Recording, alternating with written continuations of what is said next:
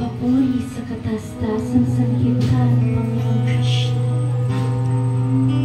Nalilinis ang lahat ng duming naiipon sa puso dahil sa dami ng taon at pinupuksa ang apoy na materialistang pamumuhay ng paulit-ulit na kapanganakan at kamatayan.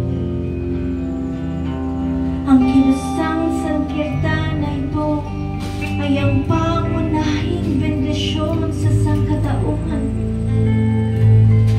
dahil pinalalaganap nito ang sinag ng buwan ng biyaya. Ito ang buhay ng lahat ng transendental na karunungan.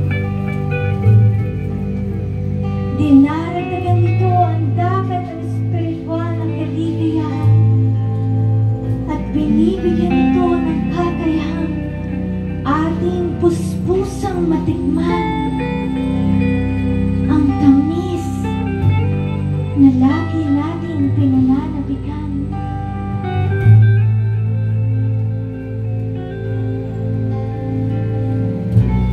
O aking Panginoon, ang iyong banal na pangalan lamang ang tanging makapagbibigay ng lahat ng bendisyon sa mga nilalang. Kung kaya't ikaw ay may daan-daan at milyong-milyong mga pangalan tulad ng Krishna, Govinda, Jehovah, Allah, El Shaddai, Buddha, Rama, at iba pa.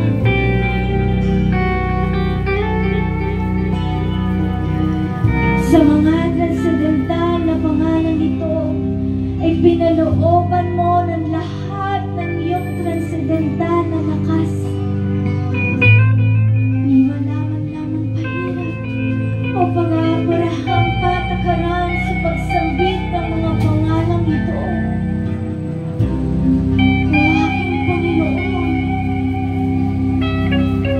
dahil sa iyong kabutihan,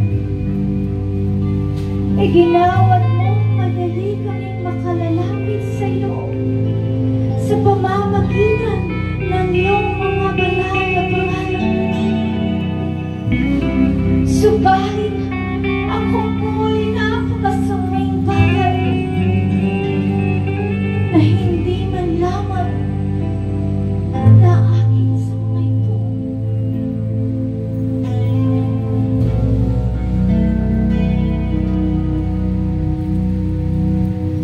Sino man ay dapat sambitin ang banal na pangalan ng Diyos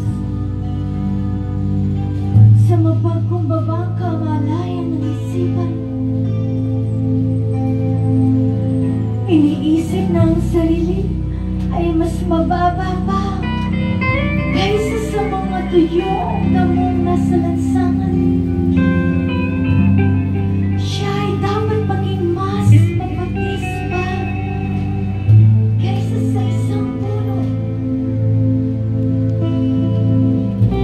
Walang anumang pagkakaramdam ng uwan at kagitingan sa sarili. At dapat siya'y handang mag-alay ng lahat ng pagkalang sa iba. Sa ganito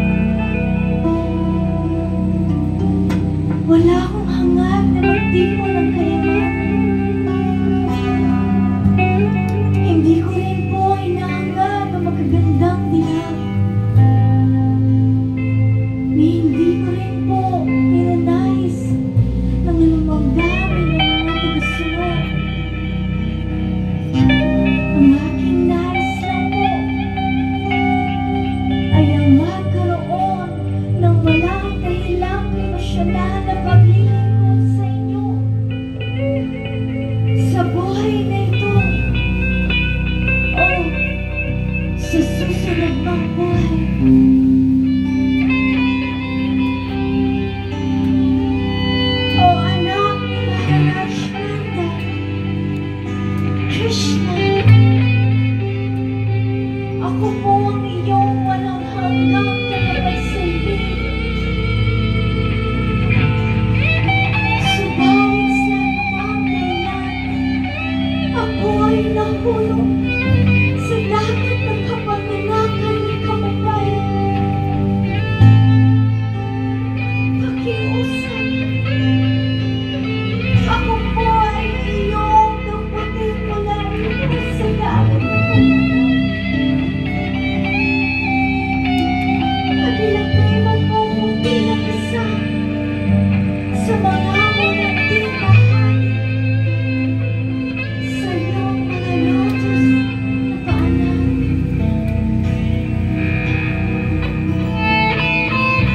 O aking Panginoon, kailan mo mapapalamutian ang tuloy-tuloy ng agos na luha ng pagmamahal sa iyo ang aking mga mata kapag sinasambit ko ang iyong banal na pangalan?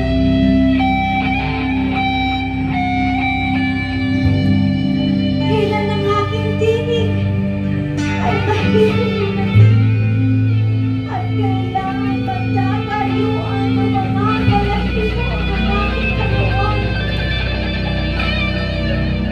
sa pagbigas ko ng iyong pangalan?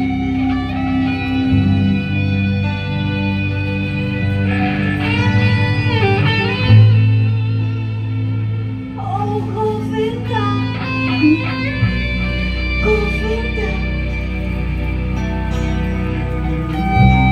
Sa ninaramdam ko itong pagkawalay sa iyo,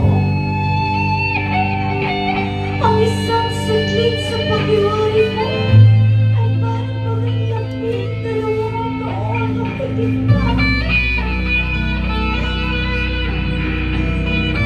Ang mga luha ay tumuturo sa aking mga mata na ani mo ay lakas-las na ulan. At ako ay nakararamdam na kawalan ng lahat sa mundo. At pangalakan,